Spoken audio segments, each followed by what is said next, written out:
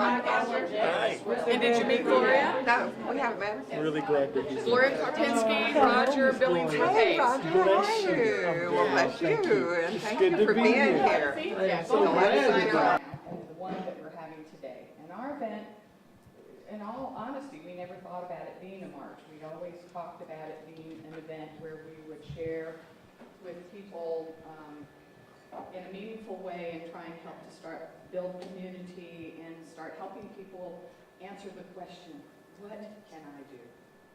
What can I do? I want to do something and I'm not sure what that should be. So our plan was to offer this opportunity for people to gather, to be inspired, to be comforted by being with people who feel passionate about some of the same things that inspire us. On behalf of everybody who gathers and then is sent forth from this community called Parkway United Church of Christ, I just want to welcome you, thank you for your presence here today. This is the people's inauguration. Like our beloved 44th president said last week, the most important office in this land is that of citizen. And so it's so great to see you gathered here today to take that role very seriously as we continue to build community. It is wonderful to see you all here. I'm reminded of something that Dr. King said once. Our lives begin to end the day we become silent about things that matter. I think we're all feeling the urgency of our times, and all the needs of our planet are calling to us, and they're calling to us in individual ways. And there is a common passionate response that is drawing us together. Example is here today, or here we are, just as we're gathering all over the country as well as in Washington.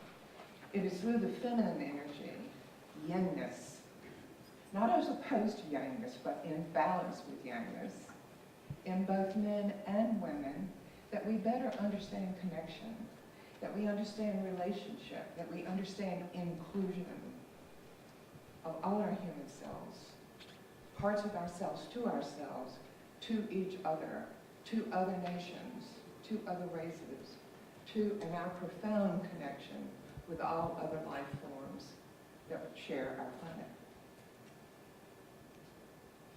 The feminine energy is the portal to wisdom, and it has been acknowledged as such symbolically and in sacred scriptures all over the world.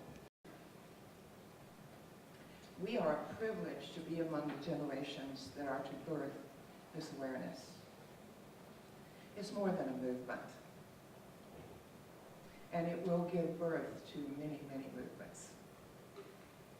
And it will, in the fullness of time, bring a renaissance of harmony on this planet, unlike anything we've ever experienced. What is increasingly called sacred activism. And we're going to see a lot of that as we go through these coming years. Years ago, my guidance in spirit was to find and maintain poise in chaos. Similar guidance has come over the past year to be steady. Increasing mandate to be steady. Once told to be steady as a flame in a wind tunnel. Okay, I'm going to join this Rising Women, Rising World program out of the UK. And I went over to the UK to Totnes, UK. One of the fellows came out and he had tears in his eyes. And he said, you just don't realize what you're doing. You just don't realize what you're doing. I'm trying to get in med school and you're ruining the curve. If you were your brother, we would be happy. But we're not having a girl. And I said, Mr. Thomas, you can't do that to me. I'm a freshman in law school. And I know that the Constitution says that you can't do this. And he leaned down and pat me on the head and said, so sue us. And so I did. We share space with one another. And we can only lose ourselves when we forget that fact. I had an epiphany the other day. My aunt and I, we were driving up to Wilkesboro, going up 421, and I said to her, I said, you know, In 45 years, I've yet to figure out that there is white air, black air, rich air, poor air, feminine air, masculine air.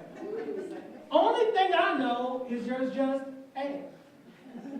If I lived on top of a hill and I polluted my water, and I didn't care because that water flows down the hill to the people in the valley, I feel as though it has no effect on me because my water comes from the top of the hill. But I forget how God created the earth. And that water that runs down the hill will eventually evaporate and go back up into the clouds and rain back down on top of the hill.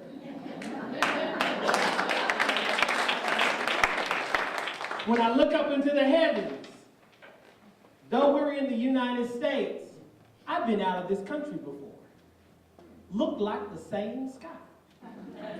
Have yet to find the United States sky, South American sky, African sky, Russian sky.